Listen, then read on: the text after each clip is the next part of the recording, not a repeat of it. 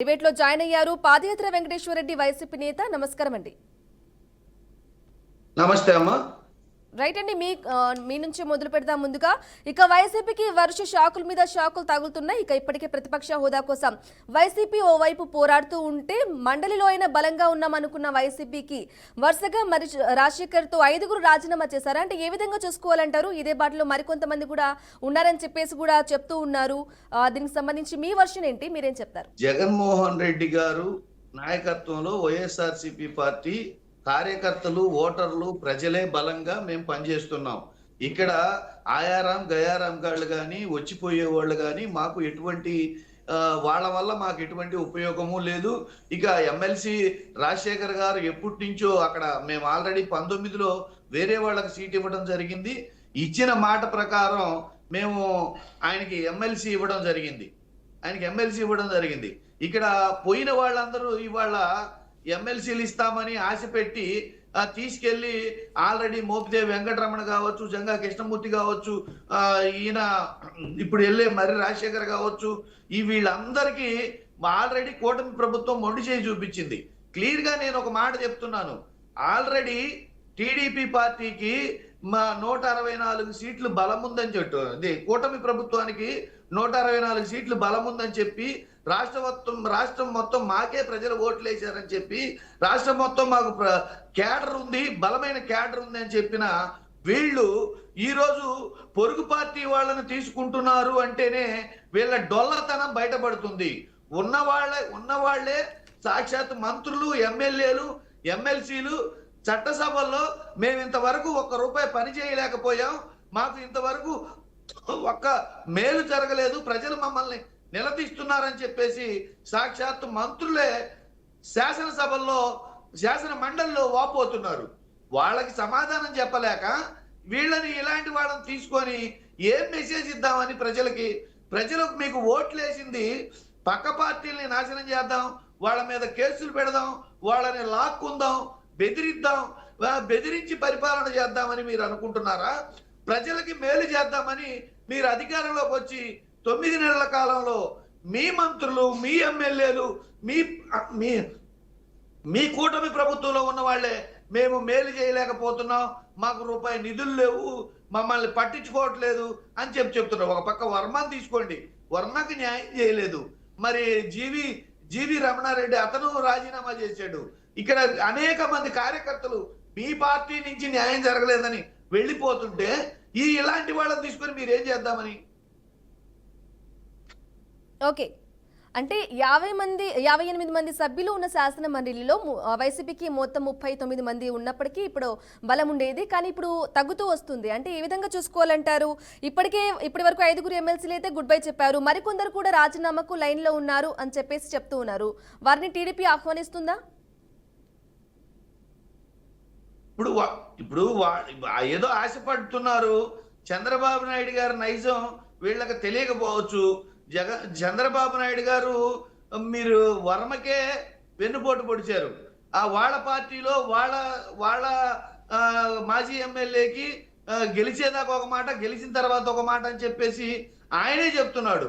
ఇక ఒక వర్మే కాదు, టీడీపీ పార్టీలో ఉన్న చాలా మంది ఎమ్మెల్యేలు, చాలా మంది మాజీ ఎమ్మెల్యేలు, చాలా మంది కార్యకర్తలు మాకు మేలు జరగలేదు, మాకు వెన్నుపోటు జరిగింది అని చెప్పేసి సాక్షాత్తు పిల్లనిచ్చిన మామ దగ్గర నుంచి పార్టీకి ఓటేసిన ఓటర్ వరకు ఆయన్ని దుమ్మెత్తి పోస్తుంటే మళ్ళీ పొరుగు పార్టీ వాళ్ళని తీసుకొని ఏం చేస్తాడు ఆయన? అలాగే వెంకటేశ్వర గారు చెప్పండి. వెంకటేశ్వర రెడ్డి గారు, అంటే చెప్పిన విన్నారు కదా, అన్ని తానే ఉన్న పార్టీలో విజయసాయి రెడ్డి గాని పార్టీకి రాజీనామా చేసి, అంటే జగన్ వైఖరి నచ్చకని ఇలా చేస్తున్నారు, పార్టీలో ఉన్న కొందరు కూడా సైలెంట్ అయిపోయారు అనేది వేణుగోపాలరావు గారు చెప్తున్నారు. మరి మీ వర్షన్ ఏంటి?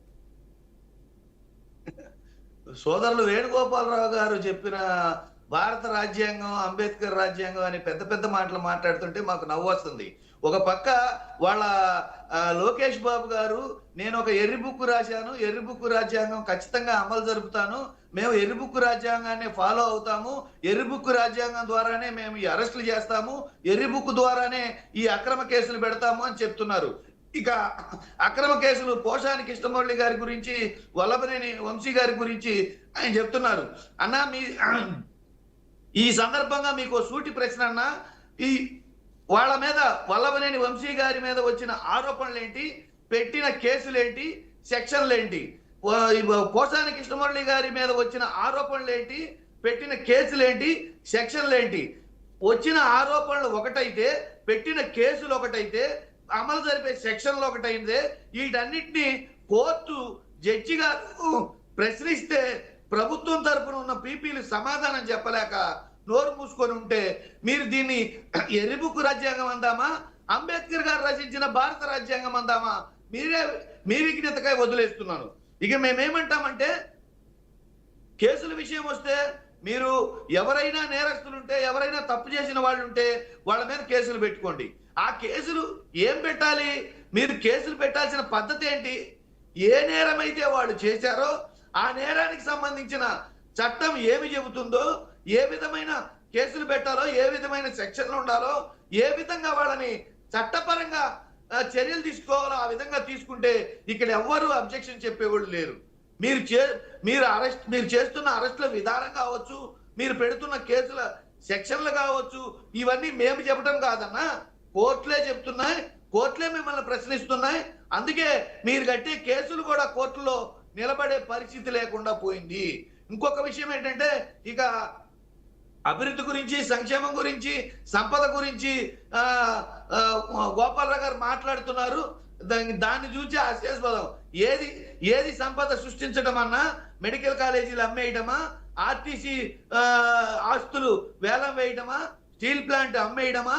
ఆ సంపద సృష్టి అంటే ఇదేనా? సంపద సృష్టి అంటే దీన్నే అంటారా?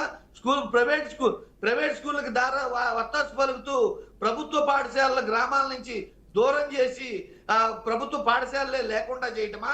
వీటినే అభివృద్ధి అంటారా? వీటినే ప్రజల సంక్షేమంతో చూడటమంటారా? వీటినే సంపద సృష్టించడం అంటారా? ఒకటి కాదు, రెండు కాదు, ఇచ్చిన హామీలు నెరవేర్చకపోగా స్టీల్ ప్లాంట్ అమ్మేయటం, మెడికల్ కాలేజీలు సీట్లు అమ్మేసుకోవటం, మరి ఇవి ఆర్టీసీ ఆస్తులు వేలం వేయటం, వీటన్నిటినీ సంపద సృష్టి అంటారా? అమరావతి పేరుతో వేల కోట్లు సెల్ఫ్ ఫైనాన్స్ అని చెప్పేసి వేల కోట్లు అప్పు తేవడం సంపద సృష్టి అంటారా? మీరే ఆలోచించండి. పోనీ వేల కోట్లు సంపద తెచ్చారు, 9 నెలల కాలం అయింది. 9 నెలల కాలంలో ఇప్పటికీ గతంలో ఉన్న 4 సంవత్సరాల కాలం మీరు అక్కడ భూములు లాక్కున్న రైతులకు ప్లాట్లు ఇవ్వలేదు. ఈ 9 నెలల కాలంలో వాళ్ళ భూమికి వాళ్ళకి ఇంతవరకు ప్లాట్లే ఇవ్వలేదు, వాళ్ళ కవులు ఇవ్వలేదు. వీటన్నిటిని గమనించి చూసుకుంటే ఈ ప్రభుత్వం ఏం చేస్తుంది, పేద ప్రజల్ని ఎంత అనగదొక్కుతుంది. ఇంకొక విషయం, చంద్రబాబు నాయుడు గారు ఈ మధ్య ఒక విచిత్రమైన స్టేట్మెంట్ ఇస్తున్నారు. మీరు ఎంతమంది పిల్లలైనా కానండి ప్రభుత్వం చూసుకుంటుందని. ఉన్న పిల్లలకి అమ్మఒడి ఇవ్వలేదు, ఇంకా పిల్లల్ని కానండి మేము ఉన్న పిల్లలకి సరిగ్గా భోజనం లేదు, ఉన్న పిల్లలకి సరిగ్గా తిండి లేదు, ఇంకా పిల్లల్ని కానండి ప్రభుత్వం చూసుకుంటుందంట. ఏం చేద్దామని ఉచిత బస్సు పేరుతో నానా హంగామా చేసి మహిళలను మోసం చేసే ప్రయత్నం చేశారు.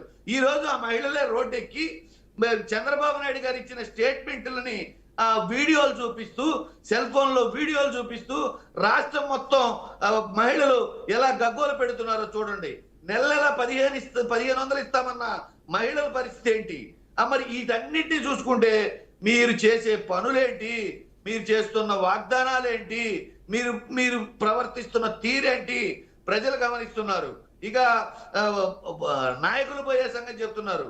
ఒక పక్క నిన్న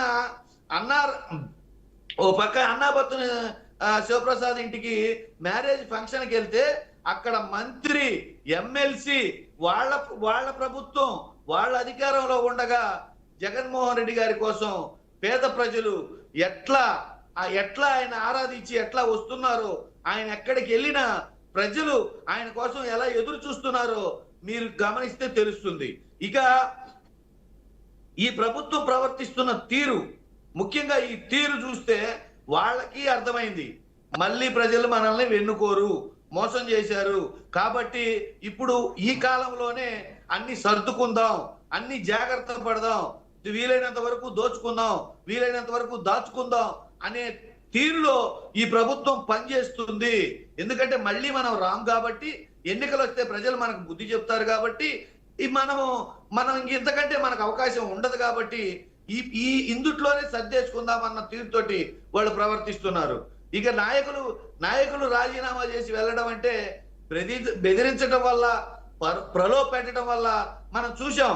గతంలో 14 నుంచి 19 వరకు కూటమి ప్రభుత్వానికి మెజారిటీ వచ్చున్న మా ఎమ్మెల్యేలని 23 మంది ఎమ్మెల్యేలని సంతలో పశువులు కొన్నట్టు కొన్నారు. 3 ఎంపీల్ని సంతలో పశువులు కొన్నట్టు కొన్నారు. చివరికి ప్రజలు 19లో ఏం తీర్పిచ్చారు? ఎంతమంది ఎమ్మెల్యేలు అయితే మీరు కొన్నారో అదే ప్రజలు రిజల్ట్ ఇచ్చారు.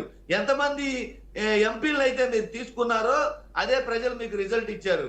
మీకు ఆల్రెడీ చరిత్ర ఒక సత్యం చెప్తుంది. మీరు అక్రమ మార్గంలో వెళ్తే కర్మ ఫలానుసారే అన్నట్టుగా మీరు ఏం చేస్తే అదే ఫలితం మీకు వస్తుంది అని. కాబట్టి వీటన్నిటిని గమనించి ప్రజలకు మేలు చేసే పరిపాలన చేయండి. ప్రజలకు మీరు ఏం చేస్తున్నారో చెప్పండి. ఈ 9 నెలల కాలంలో మీరు ఇంతవరకు ప్రజల కోసం తీసుకొచ్చిన చట్టాలేంటి, ప్రజల కోసం తీసుకొచ్చిన జీవోలేంటి, అమలు జరుపుతున్న పథకాలేంటి, భవిష్యత్తులో మీరు ఏం చేయబోతున్నారు, వీటి గురించి చెప్పకుండా ప్రశ్నించే వాళ్ళ మీద కేసులు పెడతాం. గత ప్రభుత్వంలో కేసులు తిరగతోడతాం. ఇప్పుడు ఈ ఉన్న నాయకుల్ని మేము ప్రలోభ పెట్టి తీసుకుంటాం. పరిపాలనలోకి వచ్చింది మీరు ఇందుకేనా? భారత రాజ్యాంగ వ్యవస్థని, అంబేద్కర్ గారు రచించిన రాజ్యాంగాన్ని అమలు జరపడానికి మీరు వచ్చారా? మీ ఎర్రి బుక్కు రాజ్యాంగాన్ని అమలు జరపడానికి మీరు వచ్చారా? మీ విఘ్నతకే వదిలేస్తున్నాం.